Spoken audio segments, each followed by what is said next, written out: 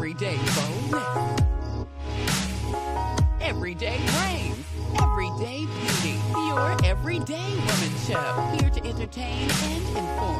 She's Meek Brown. Welcome back to today's segment of the Meek Brown Show. We are continuously talking about leaders in our community.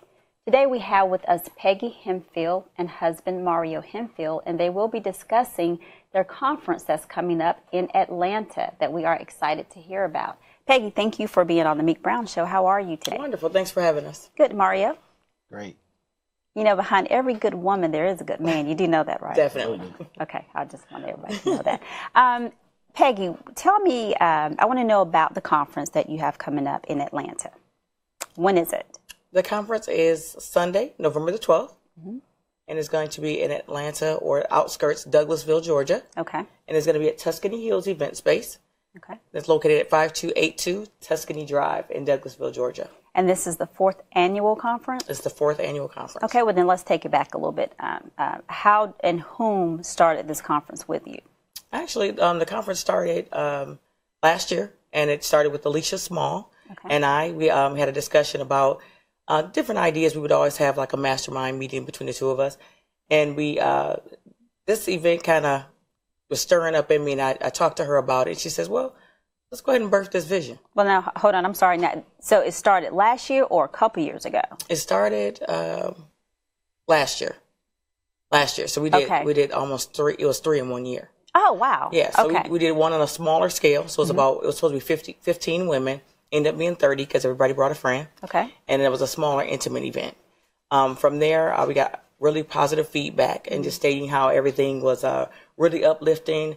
They felt like burdens and heaviness was lifted off of them, and they felt that it would be good to do it on a larger scale. Okay. So we went back at it and kind of tweaked a few things, and we went back at it and had another one in Columbia, South Carolina, on a larger scale at Lake Carolina. Okay. Huge success. We had over 20 vendors, and we had over 50 attendees. So it was a really nice event. Okay. And so now, prior to becoming a business owner, what's your experience previously? What have you been doing? Previous to being a business owner, I worked in IT for 10 and a half years. And I was an outsourced IT rep for credit unions. Okay. We moved from Detroit, Michigan, here 3 years ago. Is that where you're originally from? Originally from Detroit, Michigan, yes. So we moved here about 3 years ago. And I worked for the company in Michigan for 2.5 years from home. Okay. And then decided to go into full-time entrepreneurship. Now, how did you cross over from corporate to becoming an entrepreneur? It was a little bit of a strain, simply because you're used to consistent money, and you're used to it coming in weekly or however it comes, and you have to shift into survival mode, and just adjusting things accordingly. But it's working fine. Okay, now you two in business together, is that correct? Yes. Tell us a little bit about that. Our business that we run together is Perfectly Blessed LLC, and what we do is provide romantic setups. Okay. So we can create an ambiance for you at your home or hotel room, or we'll meet you at the beach. And that's for birthday parties, just any type of setting that... Yes, and we even have singles packages. It's called All About Me Singles Package. Okay. Because every time we pass out a card, they say, hey, does this come with a man? And it's so funny. But we do offer singles packages because we do believe in you have to pamper and treat yourself as well. Correct. Now, do you do events for kids as well? We haven't yet. Okay. But... good idea. Hey, yeah. Never know what's coming up. See, I'm worth something. Yes. Okay, so let's get back to the conference. Now, why did you feel the need for this conference? Our slogan is release, revive, and renew. And the release portion of it is really the heavy part, because we write down things we want to get rid of, whether it be debt, a bad relationship. I mean, just those things that are weighing heavy on us that we do not need to be carrying around. Okay. So to in an attempt to release that load, we write items down, and we put it in a brown paper bag. So that's where the bag came from. And then we burn it. And it symbolizes that we're getting rid of those unwanted items, and to leave that behind, and we're going to move forward and step into our greater. That is really good. That there's a event I went to once in Atlanta, Masquerading the Runway. And it was for women who had been domestically abused, Life just hadn't been great for them, and they would walk the runway, and it was of all ages, but they would wear a mask, and then the mask come off because they're getting rid of all the crap, because you have to get some kind of therapy. I'm not always saying you have to go to counseling, but like, Shad said earlier, whether it's a spiritual partner, a mentor, a coach, you have to have somebody else to be able to vent to, and that person does not need to be like a best friend or anything. It needs to be someone who, they're going to give you the correct answers. They're going to, whether they hurt your feelings or not, you may need to know some things. It's kind of like a reevaluation of yourself. So do you find that women who come to your conference, they get a relief? And how are you knowing that? Do you do any evaluation? How are you getting your feedback? Definitely. We also offer comment cards. So we get feedback right away of what they're feeling and what they experienced. And most of the comment cards, exactly, from the first one that we ever did, that was more smaller, intimate, the cards were saying, oh man, I feel a huge sense of relief. I feel like a burden has been lifted. I feel like I'm free. It was just a lot of good comments stating like they felt a change. And then later on, people came back to say that event was really life-changing for me because it opened up some doors. I was able to leave some things behind. And that's your rewards, right? Definitely. And to hear that, it's like, okay, mission accomplished. And you get to be in a room with other people that have things they want to get rid of as well. So you're not alone. That's good. And I strongly believe a lot of people think going into the business, I'm going to make a bunch of money. That's their goal.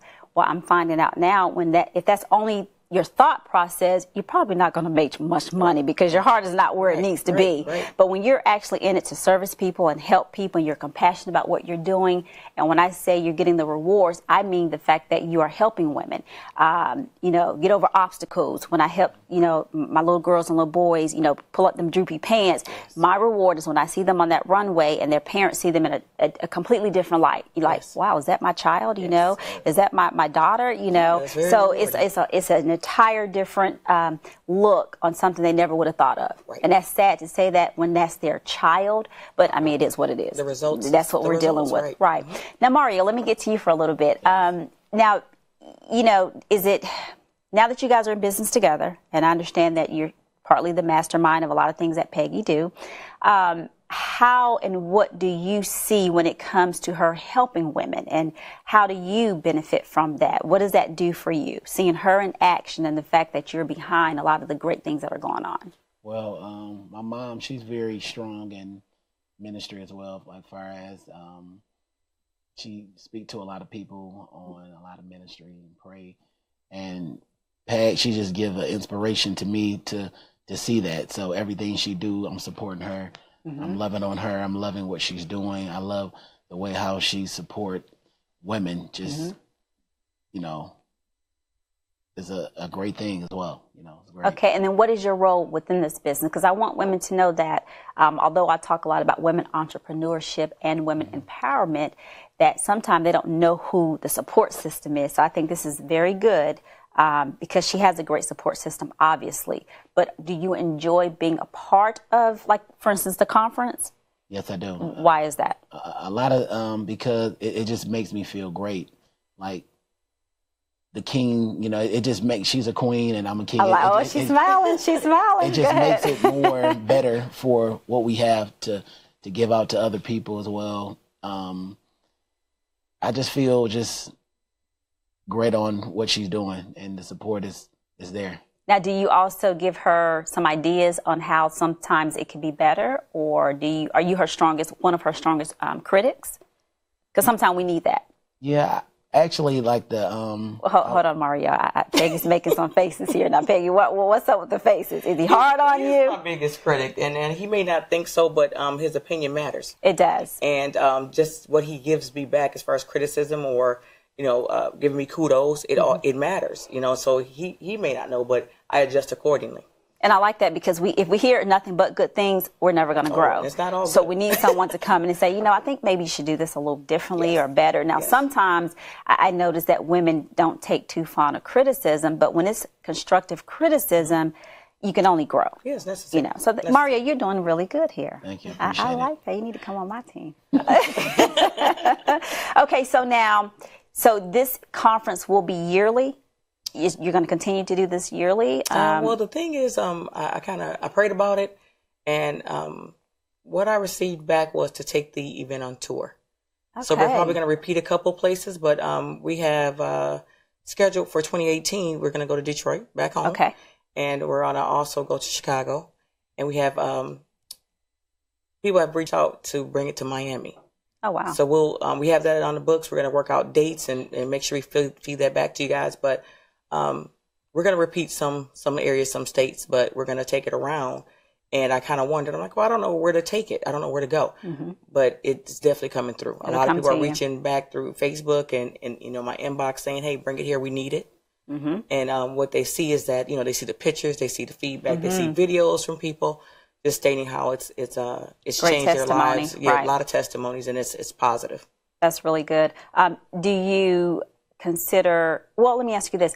As far as speakers coming on board with you, do you reach out to them? And I'm asking that because we may have women watching right now like, man, how can I be a part of that? Yeah. Do they contact you if they're interested in being a speaker? How do you go about getting your speakers? That's a really good question because a lot of people have been reaching out. Normally what I do is post on Facebook and I'll say, have an upcoming conference looking for speakers, sponsors, and vendors. Okay. And then people respond.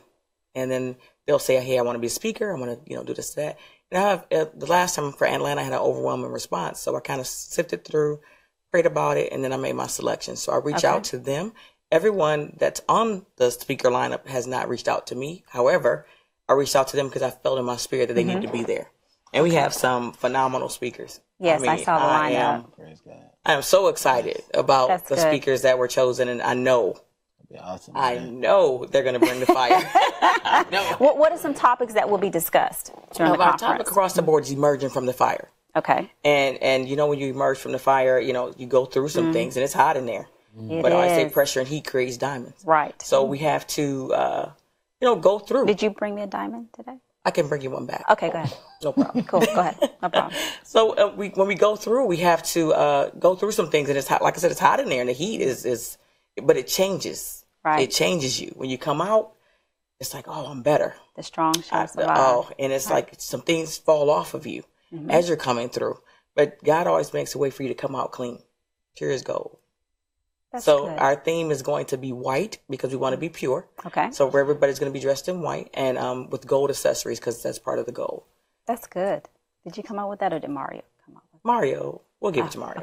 Okay. Mario, you're doing good. You're doing good, Mario. Okay, that's good. So now you guys will go down on Saturday, but the event is on Sunday. Correct. Is that correct? Correct. From 3 to 7. Definitely. Okay. Now, why did you move from Detroit to South Carolina? Oh, wow. What was the spark in that?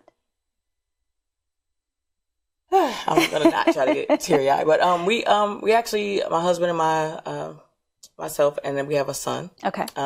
We came down in 2014 for a visit to Myrtle Beach. And when I tell the story, everybody's like, what? So we came down for a visit to Myrtle Beach, and we kind of checked out the Columbia area, and we fell in love with the weather. Okay. And also the people. Mm-hmm. The Southern hospitality is not just a cliche. Right. It really is a difference from being from up north. And so when we came to visit, we were at Myrtle Beach after we toured the Columbia area, and our son said, you guys may have to come back and get me. And he was a junior going into a senior year of high school. Yeah. And I said, well, who wants to leave their senior year? He says, I love it here. Oh, wow. And then my husband said, I like it here too.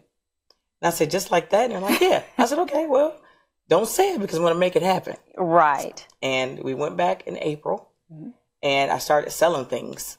We sold everything down to our microwave, and we came back with clothes. Peggy made it happen. You made it happen. We came back with clothes only in August of 14. So between April and August, we moved everything that we know from where we were born and raised and came to South Carolina. See, sometimes when you know, you just have to go. You just have to go with the flow. You have to. It was something about it. And everybody says, why did you pick Columbia? Right. And I said, somebody here needed me. Well, and I have friends, we won't call any names, but I do have friends that I even try to encourage because we all have to encourage each other. Yes. But I have friends and I look out and I'm thinking, do you want to maybe try something else or do something? And the responses I get, well, I have 2 and 3 kids. And my thing is, now those kids are going to eventually grow. So you can't keep using that same excuse over and over. You got to come out the box. To me, I don't think of, a lot of people say come out the box. I don't like a box. There's no box. There's no box. Just get rid of the box, right. and then you can open your mind up to new things. Because again, I see the things that they would like to do and things we talked about years ago, and I'm thinking, now you can't go in thinking that it's going to be successful as soon as you try it. You're going to have some failure. Yeah. But now if you let that failure stop you, that's when I have a problem. You got to find a way, you know. And so I try to give that advice to my group called Po No Mo. And a lot of people don't realize Po No Mo, some people say Panomo, but it's Po No Mo, and it just means for women, I need you to stop thinking so negatively. You know, whether, like you mentioned, debt, credit, whatever the case may be. I think you're not a great parent. You know, if you don't think you're a great parent, let's do something about it. Let's talk about it. So Po No Mo is reaching out to women to, you know, and I don't care if you're married, single, stay-at-home mom, whatever. You can be the best at what you're doing. If you just, if you want to be a stay-at-home mom, then darn it, be the best stay-at-home mom there is. Right. Absolutely. That's right. So what you're doing, you know, you're continuing to get women involved, because I've looked at some things you've done in the past, and it's phenomenal. It's definitely phenomenal. And so women who are watching this segment, and you know what they're going to hear with Mr. Shad, once again, I can't iterate enough, you have to have some type of coach, mentor, accountability partner that will hold you accountable. Shouldn't you be doing this today? Where's your pen and pad? Because a lot of people say, well, you know, I don't have a business plan. Okay, well, you may not have a business plan, but write your vision down. You gotta write something down, because if it's not on paper, it doesn't exist. It kind of doesn't exist. You know, you can have it up here all day long. So you started with a plan. You knew you wanted to help women.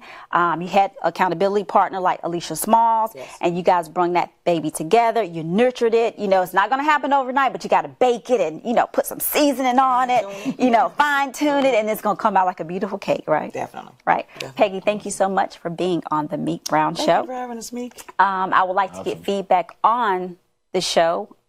From Atlanta, so we're going to need you to come back and, you know, talk about it and all that good stuff. Mario, thank you for being her support system.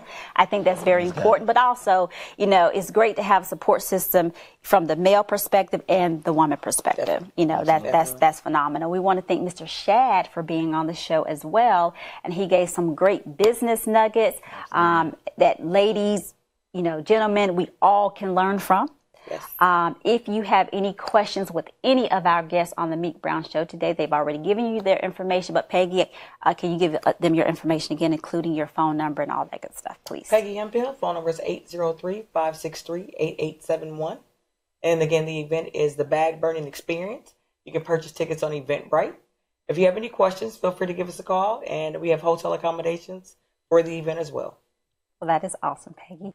Coming up next on the Meek Brown Show, we have Ron Harvey and special guest James Shad on the many faces of leadership. Stay tuned.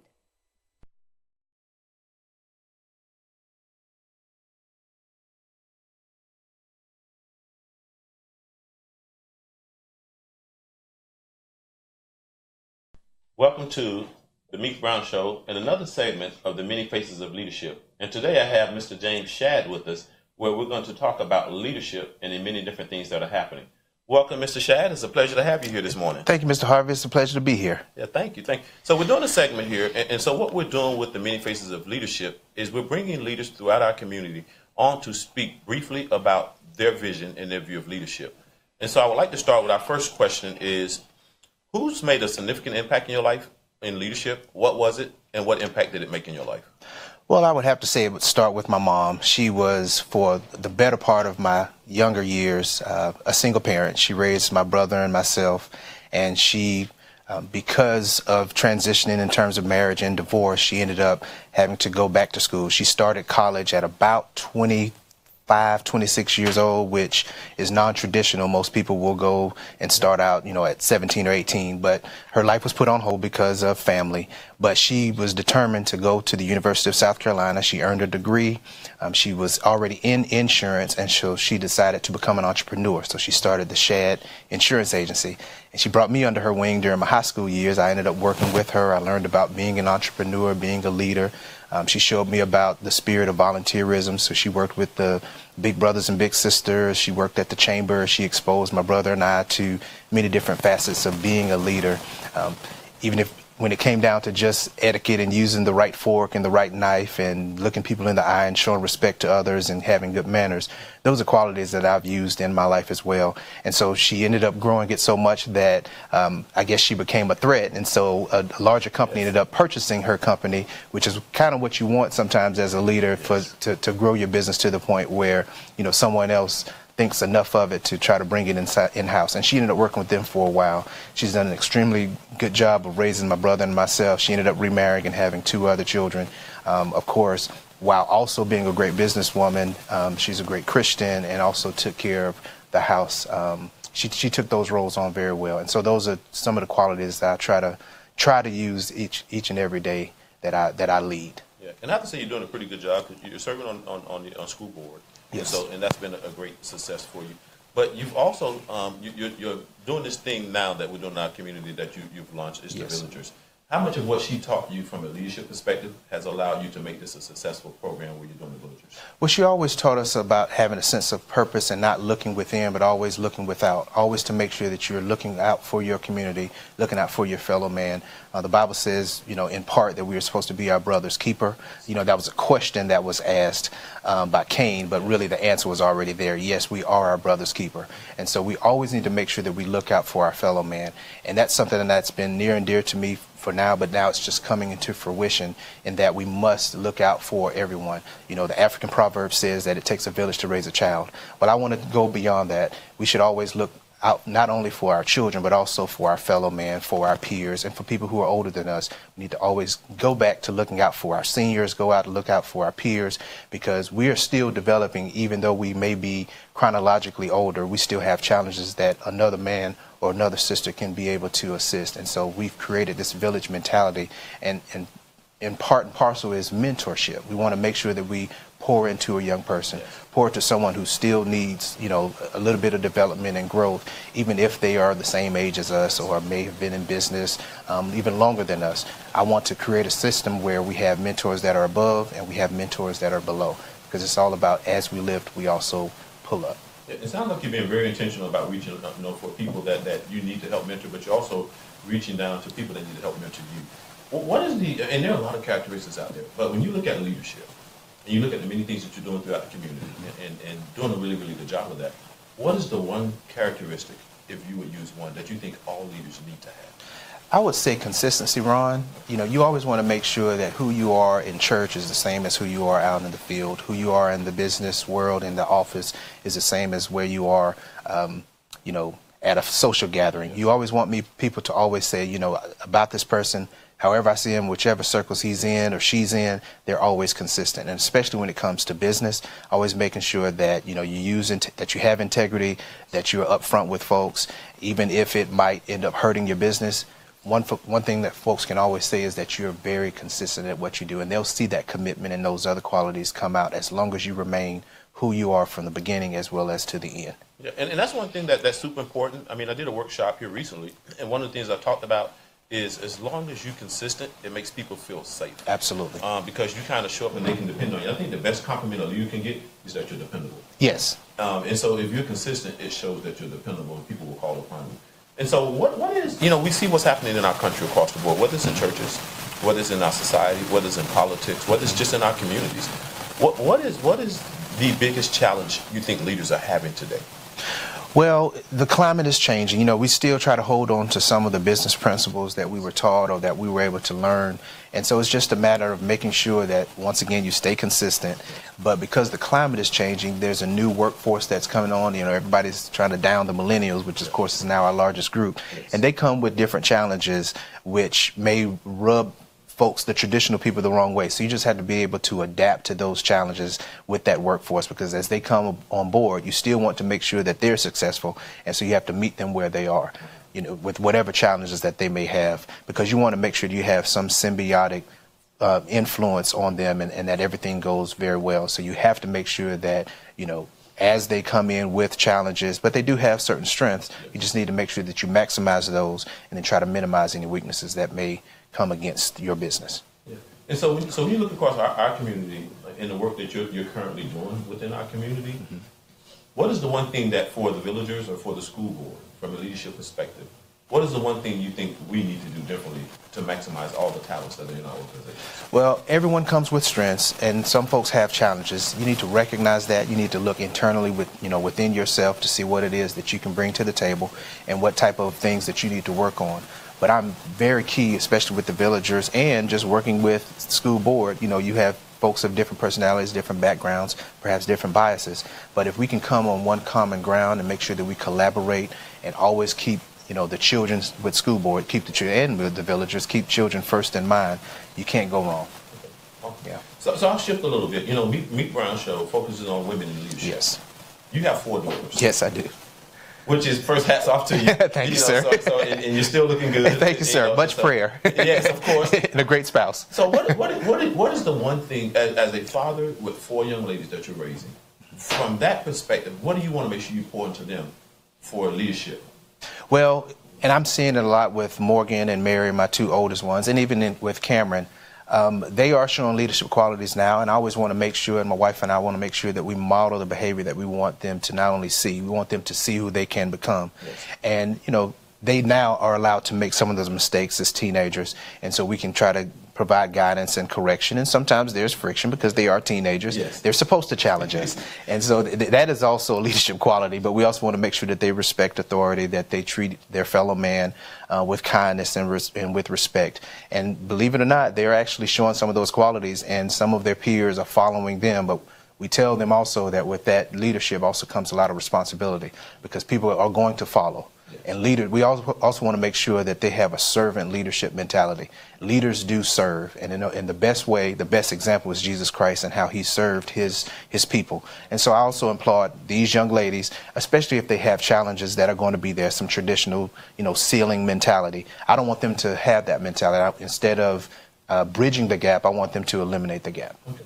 And so for anyone going into leadership, what are some things that you would like to share with them, new into leadership, figuring it out, and the airplane's already in the air? What are some things you would share with a new leader in position? Well, especially for our new aspiring leaders, I would like to share that what they need to do is make sure they know the knowledge, have the knowledge base of whatever area they want to go in.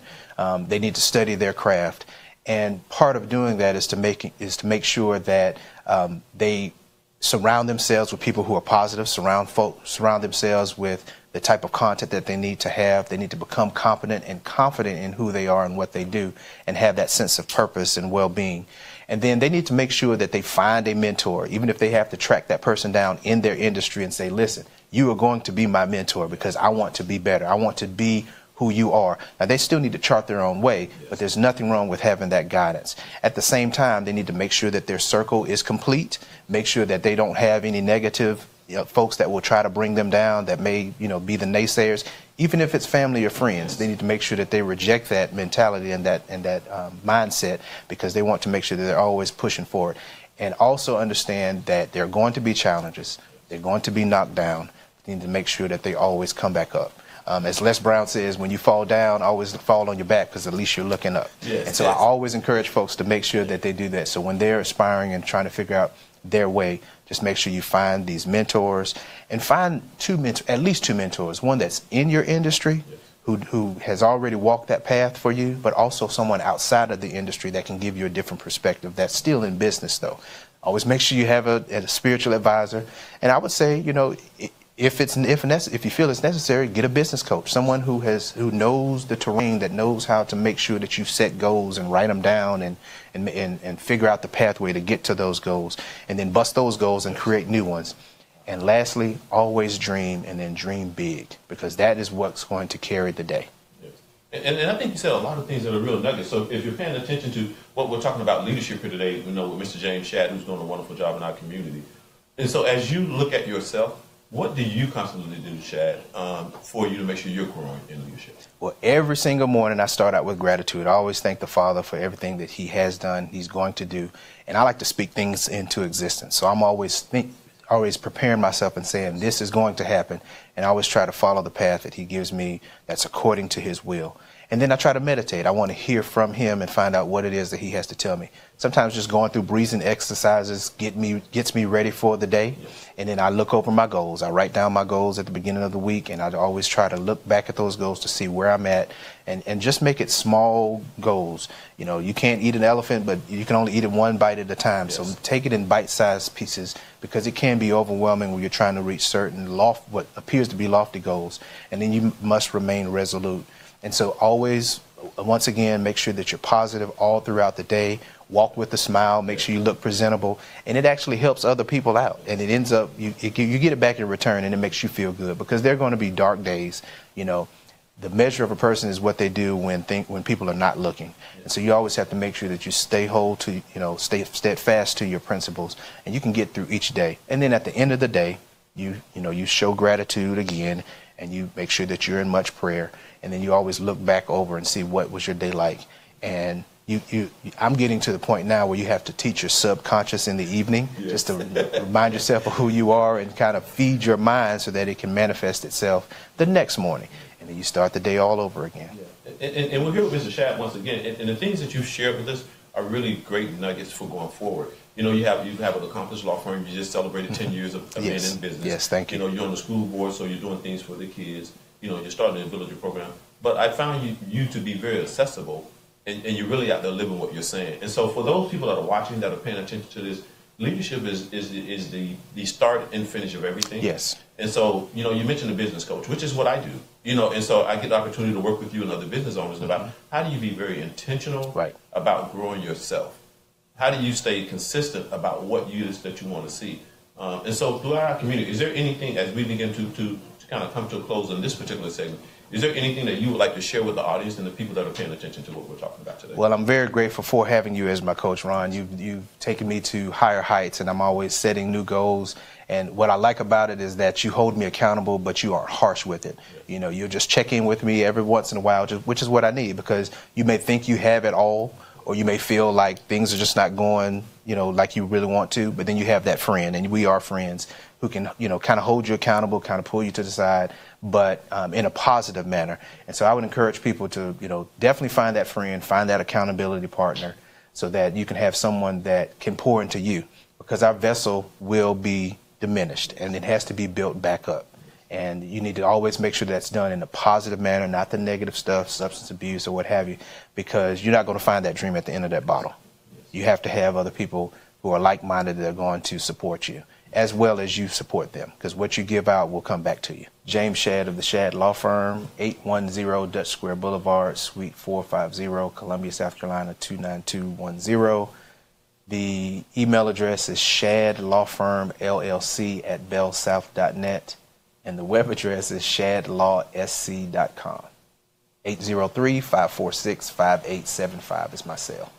And I appreciate it. For everyone that's watching, we look forward to being able to be a part of what you do and help change things for you. Again, we're with the Meek Brown Show with the segment of the Many Faces of Leadership. And today we have Mr. James Shad with the Shad Law Firm. And of course, I'm Ron Harvey, the coach's coach with Global Coach Strategies and Consulting. Please join us and see us next Thursday on Many Faces of Leadership on the Meek Brown Show. Thank you.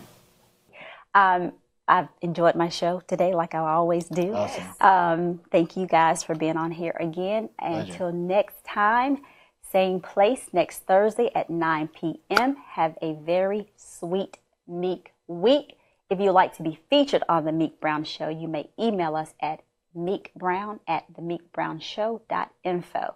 Again, that's Meek Brown at themeekbrownshow.info, and our phone number is area code 404-667-5073. It has been a great segment, and we hope you've embraced it as much as we've enjoyed recording it. Have a great day.